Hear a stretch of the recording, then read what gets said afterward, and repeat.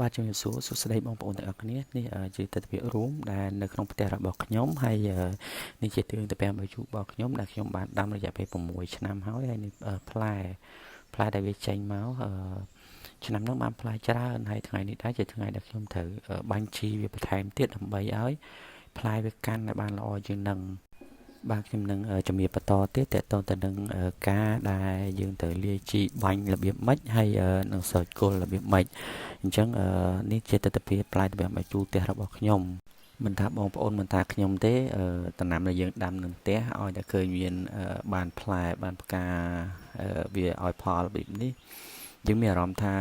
សប្បាយចិត្តមែនអត់បងប្អូនយើងមានអារម្មណ៍ថាសប្បាយចិត្តនេះផ្លែចកោមវាធំគួរសមនេះជាការលាយជីរបស់ខ្ញុំបងប្អូនជីនេះដែលខ្ញុំបានជំរាបបងប្អូនថាខ្ញុំធ្វើចេញពីពងមាន់ហើយនឹងទៅដល់គោជូរហ្នឹងដែលយើងទុកប្រើបានរហូតហើយការលាយរបស់វាយើងត្រូវប្រើទឹក1លីត្រចំណុះនៃការលាយជីគឺ1សេសេសម្រាប់ការបាញ់ផ្លែនិងស្លឹកហើយ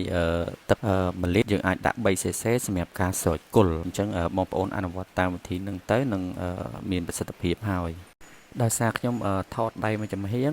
នឹងប្រាប់បងប្អូនដៃមួយចំហៀងអញ្ចឹងខ្ញុំអត់បានប្រាប់ពីវិធី